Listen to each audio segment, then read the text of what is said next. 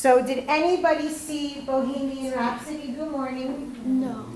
Okay, first of all, highly, highly recommend this movie. Besides the fact that I absolutely love Queen and Freddie Mercury, it was just extremely well done. They say that he's up for an Oscar, right? Who was it that said that, Matt? Yes, that I think yesterday? so. But we were watching some videos, and so the band Queen and the lead singer Freddie Mercury, they hired the gentleman who played him, had no dancing musical experience, didn't know how to play piano, didn't know how to play guitar, didn't know how to sing. The guy knew nothing. I heard an interview with him on NPR, and he was saying that after 5 or 6 hours of interview, and then he got the job, that he flew himself to LA and he hired someone to start helping him get training of singing and things like that. And he hired a movement coach. And many years ago in the 80s, to date myself a bit, there was this huge concert called Live Aid, and it was to collect money for, Africa and those that were impoverished. And anybody who was anybody played in this concert. And then people called in and donated, money. So there was no room, and this is what the interview that I was watching yesterday, there was no room for any mistakes. This actor had to mimic Freddie Mercury movement by movement. So when you're watching, and I was little, I was 73, I was 11 years old when Live Aid occurred. When I was watching this on the big screen, seeing this man portray Freddie Mercury, it felt like I was there again. Like I felt like I was watching this all over again. It was phenomenal. Like the way that he arched his back, the way that he did the gestures, like it was just phenomenal. So do you guys remember when I had you guys walk on the classroom and then say what you saw about the person and then try to say what the subconscious was trying to say? So I don't know if this was it when you were here yet. But for instance, Jennifer. So Jennifer was in class and she was one of the guinea pigs, and I had the student walk across the classroom, and the students that were on where you guys are in your seats blurred out the first thing you noticed about the student. So Jennifer's walking, and Jennifer has a big bosom, and people were saying, oh, I like your legs, or you've got a big butt, or whatever. And I mentioned how the subconscious created all of those body parts, created everything in the body for a reason. There is a reason that you look the way you do. And I talked about my pinky toe. Do you remember that I shared my pinky toe story? The pinky toe is the earth toe, the element earth. And I had no earth. I had a non-existent pinky toe. I now have a pinky toe that you can actually paint. Before, my nail girl had to fake paint my toes. And it's because I had zero earth element in my chart, but in my body. Like I never was grounded. I was completely dissociated. So our body, everything that happens is constantly telling the world what it is, the story in the subconscious. So I love what this woman said in this particular, and if you're interested, the YouTube video is called Bohemian Rhapsody, How Rami Malek Was Transformed into Freddie Mercury, THR News. It's very worthwhile to watch. But this is what she says. Everyone moves differently because of what they've experienced, what they've seen, who their family is, what space they've grown up in. This is what I've called a movement heritage. And the person who was the movement director, her name is Polly Bennett. She calls it a movement heritage. So you are constantly walking in the world with a map, what I call of your subconscious, she's calling of your heritage.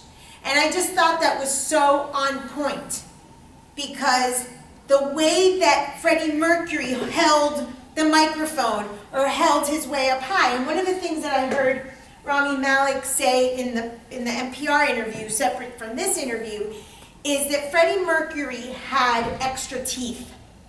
That's what made him, I learned this in the movie, that's what made him be able to reach these high notes of, you know, like these high, really high notes that he would reach, because it allowed for wider vocal range. But it also made him look a little strange. If you've ever seen his mouth, he had more teeth. Imagine you with 4 extra teeth in your mouth.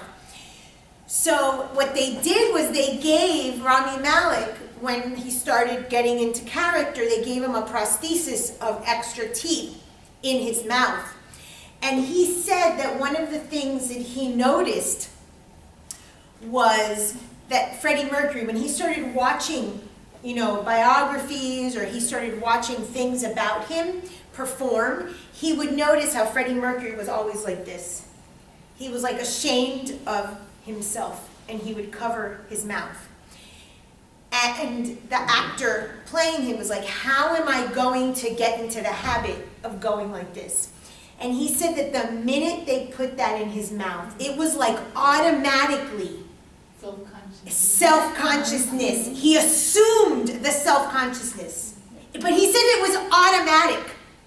And the other thing that he said was that, and this was his opinion, this was just him assuming, obviously Freddie Mercury's dead.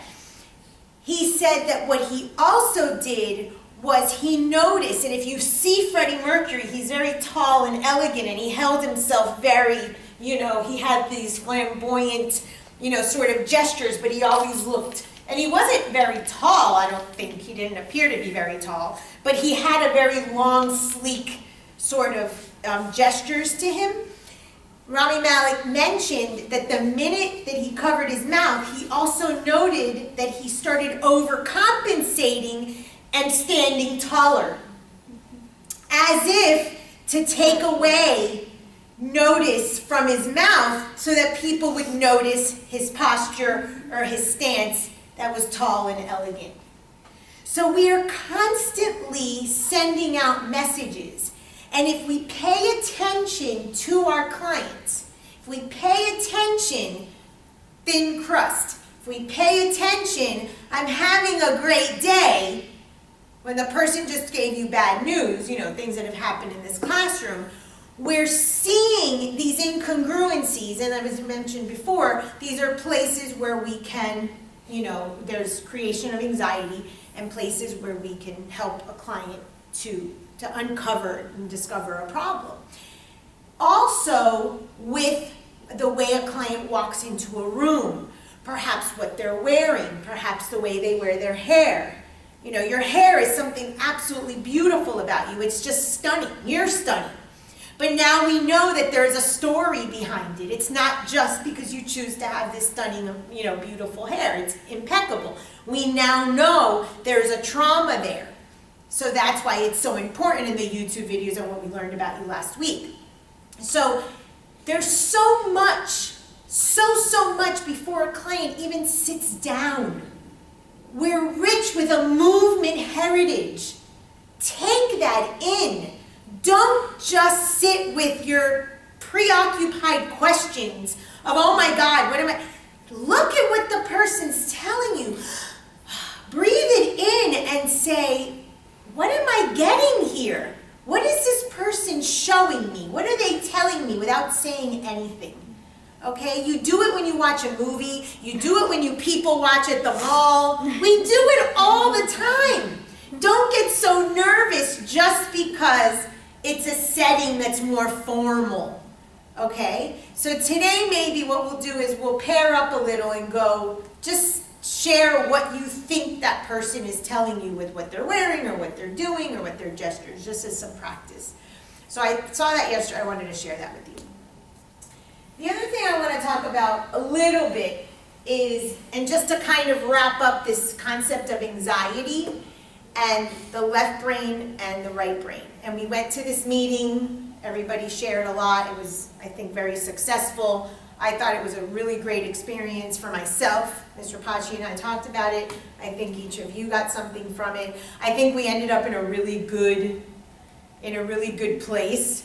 And we learned a lot. I think it was a real positive experience. If you get a chance to go to that particular place that we went to, it's a really good place, but they're all going to be different. And by the way, they did say they were there 7 days a week. Right, and they're open. But it's at the same time? Yes. It's all day. They have meetings all day. But But they're that there particular club, 9 o'clock, right, 4-H, every day. is that what it was Yeah. called? 4th to They've 9 got o'clock. meetings 7 days a week, all day. But there's a gazillion, you can go on the website. But there's something about the space that I thought was very conducive to us learning about the system, about the addictions model, about that abstinence model. Really, the people that participated really shared quite a bit. I think it was interesting to see the brain mechanisms. So, does anyone remember what this diagram is called? Mine, I call it the I and the we. But do you remember the sacred geometry of it? Oh, I have it twice. I'm so consistent, look at that, who knew? I'm so not consistent, that's why I hardly have a pinky toe, but it's called a vesica Pisces.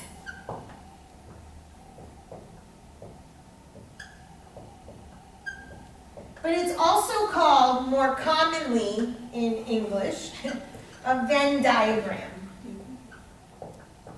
And this is probably the term you're more familiarized with. And one of the things that it's used to do, but it is part of sacred geometry, and we've talked about sacred geometry. We have a few things of sacred geometry in the class. We've got our Metatron's cube. We've got our Sri Yantra. And I've said that sacred geometry, I'm trying to just tie everything together. Sacred geometry is these geometric shapes that describe sort of the universe. And they carry a lot of mystical or spiritual sort of information. So this is actually, and I gave a whole lecture on the vagina, and I gave a whole lecture on how birth and creation and the second chakra. It was a great, very passionate lecture of mine. I highly recommend watching it. Oh, remember, I have to tell Angelica to put that one in the book. So I have to find that, make a note.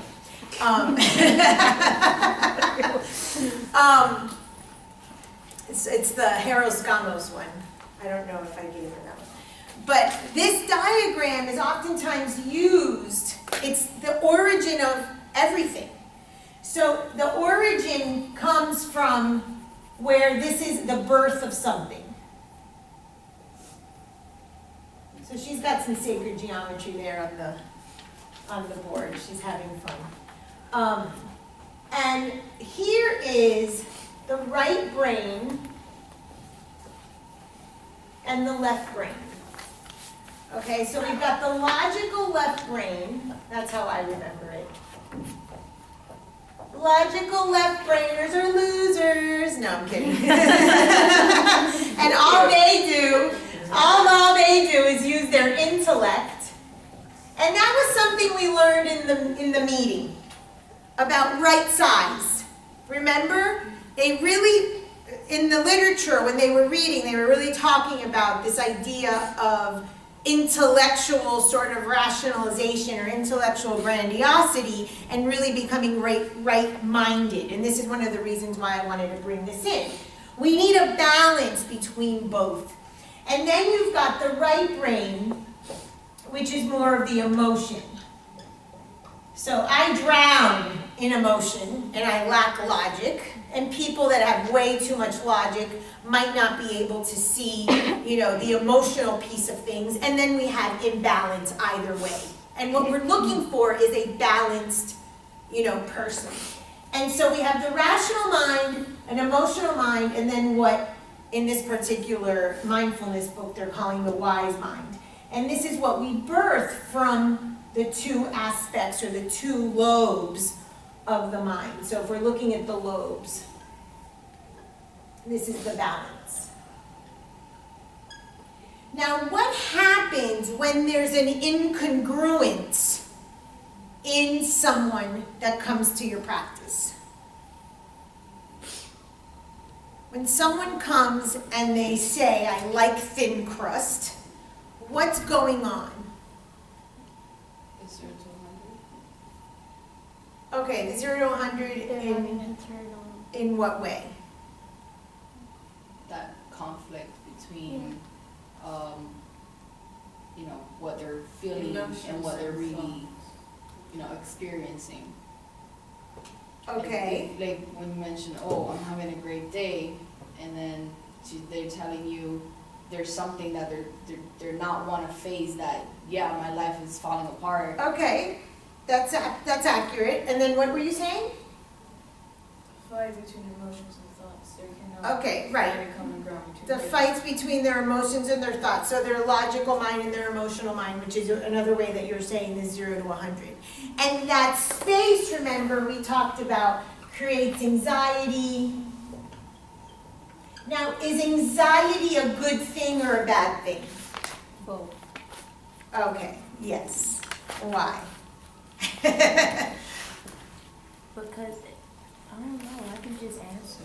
Okay, but now we're gonna think about the answer. You got it right, but now let's elaborate. That's all I You got. first know that nothing is good or bad. Yes. It's what we think about it that makes it so, right? Shakespeare, we know, does everyone know this? I've said it a gazillion times.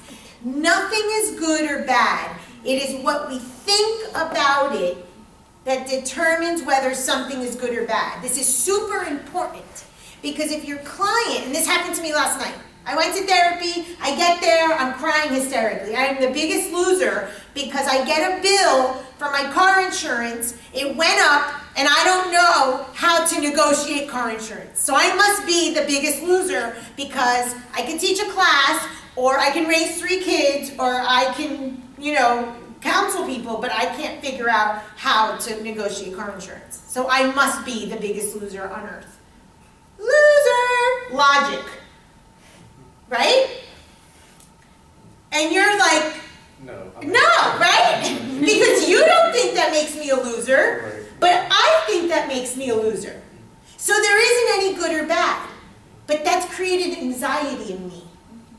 So the moment that it creates anxiety in your client, that person has somewhere where they can change. That's your entrance to help assist that client. And that's what Maria did. Those things are supposed to be tricky. They're supposed to try to trick you into thinking that you're getting a cheaper rate. It's supposed to not be easy. And she made me feel like I wasn't the biggest loser on earth because I couldn't negotiate car insurance. And she's like, Frances, you can't be good at everything. This was her wise advice to me, which I don't think I'm good at anything, but okay.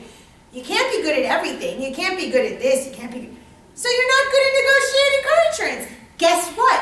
There's going to be someone in your life, in Mr. Pachi, that's going to help you. So what do I say to her this morning? I need help. I need help. She calls her husband, she's on the email, on the internet, I'm on the thing, we end up calling, Yeah, we but end up... tell them what happened at the end, okay? After all this going around, you know what we did? She made a phone call and said, why is this bill so big? And that solved the whole thing. And all of us very intelligent people are going around in circles. But if someone did not help me change my mind, the conflict between the thought and the emotion, and here I am taken in, swept in by the emotion. I am a dumbass loser because I cannot negotiate. That's a fact. It's a fact. But then you swept, And he's like, she swept everybody else because all I had to do was say, why don't you just call him? But no, I'm like, we have to figure it out. We gotta find And something a else. good therapist will not let you do that. A good therapist will say, duh, that's what it's supposed to do. That's what they're supposed to make you feel like. Oh, so I'm normal? And reduce the level of anxiety. So I need you to tattoo that on your brain. There is nothing good or bad. It is just what you think about it. And by your client's behavior and emotional state of mind, they are telling you what they think about it. Now, the person comes in and's like, oh my God, and yeah, and I slapped my mother across the face, and I killed my little brother. Well, there might be a problem that they're a little happy, and there's a general consensus that these things aren't necessarily normal. At all. Good or bad, the person's reaction to it is a little weird, and then you're gonna have some work to do to ask questions and find out. Now, After yesterday. you call 911 to report Right. that. Yeah, especially if there's a death. But the example of I slapped my mother across the face and they're smiling or what. You need some information if they're smiling. It could be a nervous gesture. Yesterday I was listening to NPR and they were doing a show on rape victims. And apparently what the research has shown is that rape victims, when they're in the interview process, they're actually very anxious and nervous, that they smile and they nervous laugh a lot. They now know this. Years ago they didn't know this, so they didn't take them seriously. And they thought it was kind of like, he, I'm laughing about this and I'm not being legit. But now they understand that that's one of the responses, the traumatic emotional responses from rape victims. I'm sorry, I didn't hear you. That's me. Oh. I laugh, smile when I'm nervous, scared, like a lot. Especially when I'm nervous or scared, I just go to smiling. So people don't really be taking me serious when I'm like telling them like, wait, this not. Okay. I'm nervous, I'm shaking, but I be smiling and cheesing from ear to ear. Now, could we simply tell a client, it seems unnatural or strange or weird or whatever word choice you would use to not offend the client, that you're sharing something with me that most people would find disturbing, yet you seem to be laughing about it. Would that be something appropriate to ask a client that way? Yeah. Absolutely. And then she makes a room to say, you know what, I do that all the time. That's my nervous response. That now you have established that that's your client's traumatic response to trauma. So now you understand that for that person, it's not abnormal, but rather it's the normal response that they have. And now you can open a conversation and a dialogue for them. But oftentimes when there's anxiety, remember, there's the opportunity to work with the client. Now, what question did I ask that you had the right answer to, but that you didn't know? Is anxiety good or bad? Oh, is anxiety good or bad? Right. She said both. Okay, but why is it both? I think it's gonna go back on because how you think of it. Oh, by the way, remember last week I was trying to look up the general anxiety disorder? 6 months. Did I say 6 months? Yes. Okay, 6 months of these persistent symptoms. You would be diagnosed. Which would make sense. And there's categories, but that was what I looked up this was the one that I was talking about. Did I bring it? Yeah. The DSM-5 Insanely Simplified.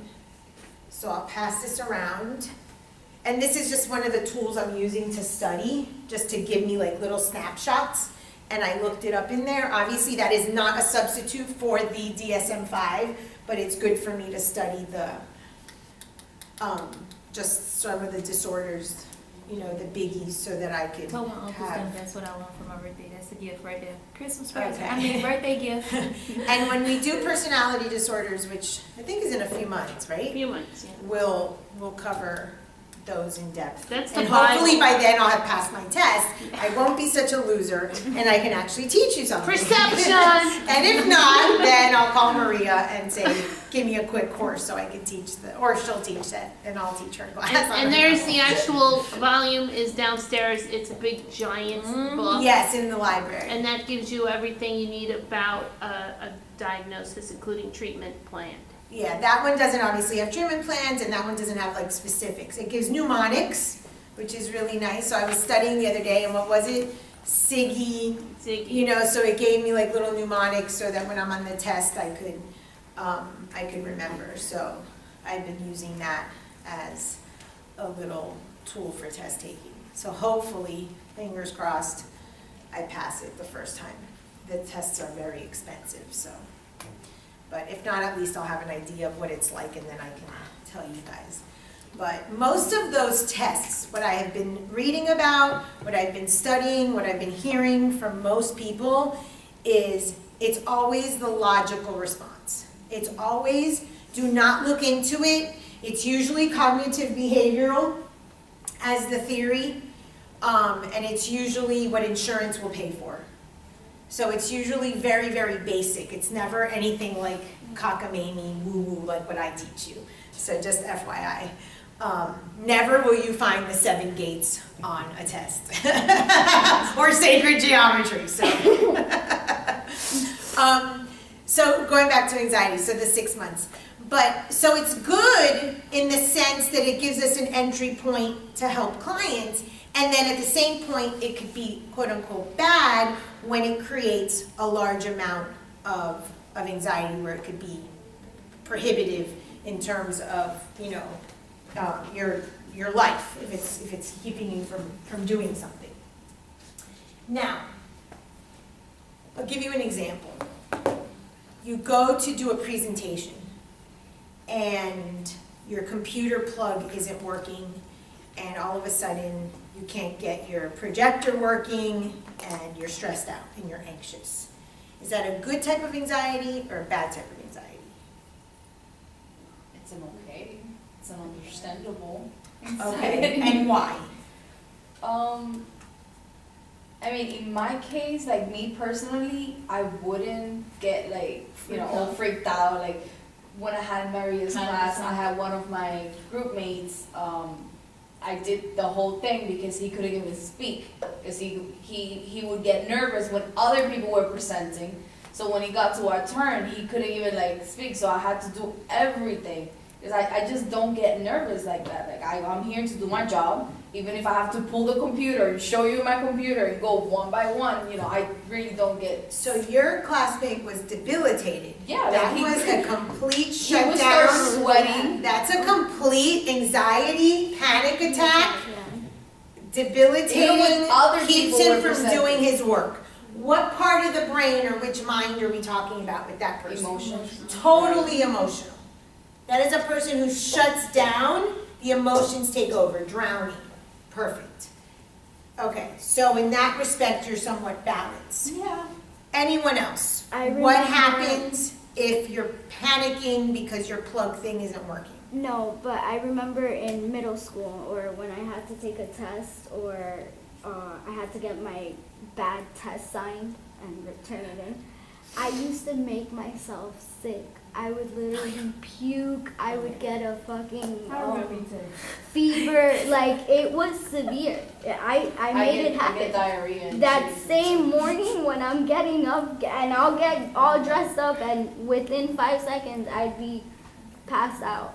I would make it happen. I would not go to school that day Because you couldn't Because get I- the letter signed. because I couldn't get it signed or I didn't want to show my parents that I got a bad grade, so I couldn't. That's when I came up with the whole idea of, you know, rip a piece of paper, tell your dad, you know, we're gonna look under a microscope and figure shit out. Yeah, I did. Yes. So which part of her mind was working there? That was like both right there. It was- She was like, logic, let me get my intellect working. yeah. Okay, so But I was forgery severe. I have chronic UTIs. I would end up in the hospital. Like, that's how sick I would literally be. Wow. Okay, so UTIs. What nervous would a UTI tell you? A movement heritage. Remember, if a body part is linked to a psychological aspect, what link does that have? What do we do? What's the purpose of urine? To Flush waste, out flush out waste. Okay, flushed out waste, but what else? What did you say? Clean out your system, your body. Okay, what else? To